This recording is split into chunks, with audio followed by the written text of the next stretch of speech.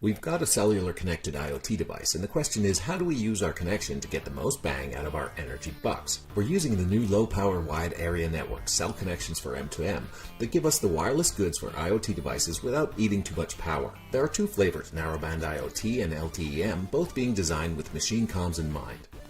While each has its particular advantages, some chipsets actually support both.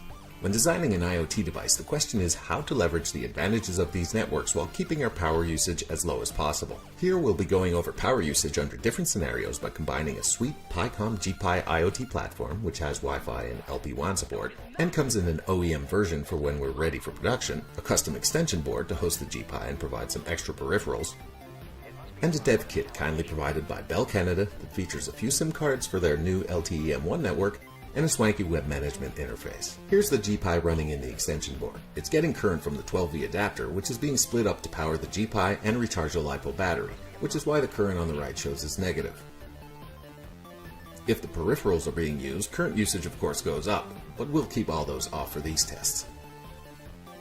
If we sleep the GPy, you can see that those 44 millis at 12 volts are almost all being shunted to charge the LiPo, pushing 90-some millis into it.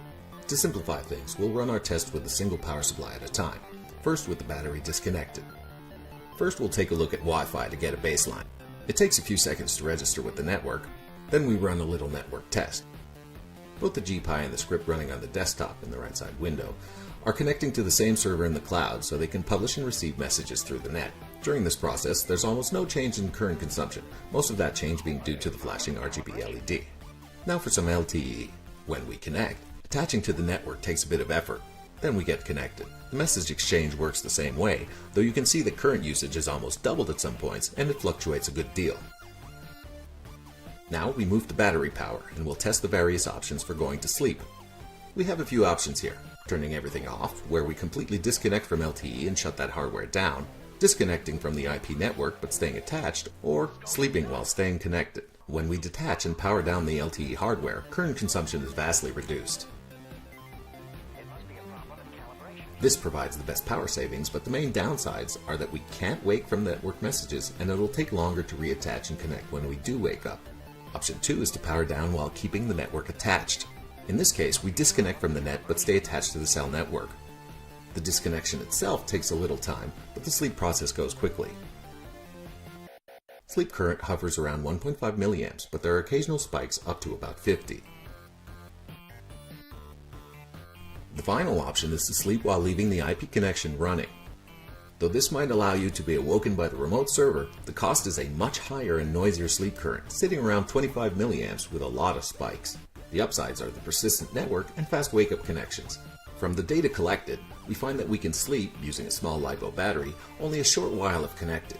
A good deal longer if disconnected but still attached to the cell network, and a couple of months if we detach completely. Using a more reasonable sized battery gives us proportionally more lifetime, but we still can't last all that long if we hope to stay connected. More importantly, we don't actually want to sleep all the time, so we must account for the differences in the cost of reconnecting between the various modes.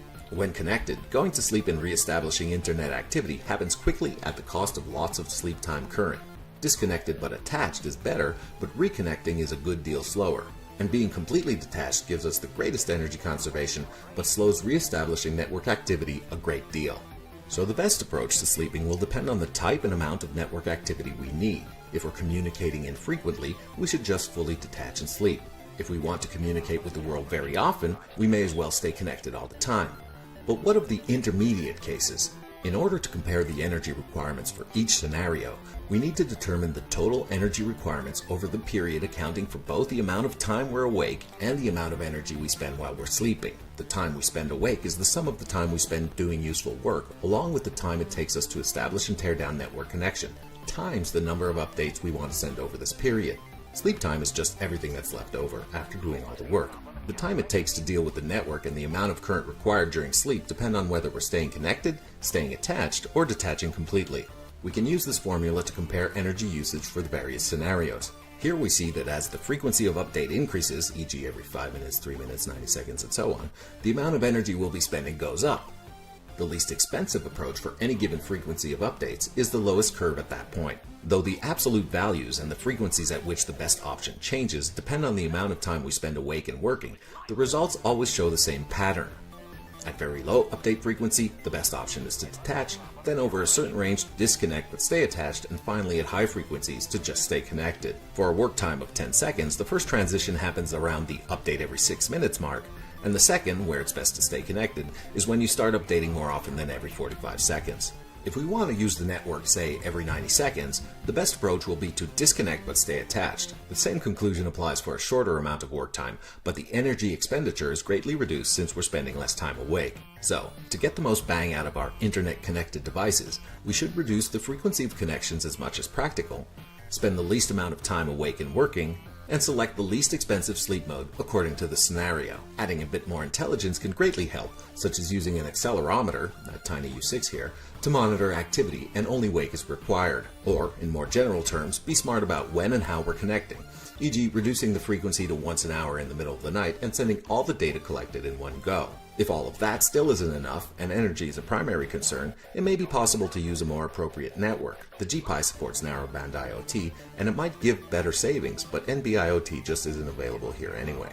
The final option is to throw more power at the problem, using a bigger battery or recharging it more often. With these tools and results, we can now find the best approach to maximizing the usefulness and lifetime of our IoT devices. Thanks for watching. Cheers!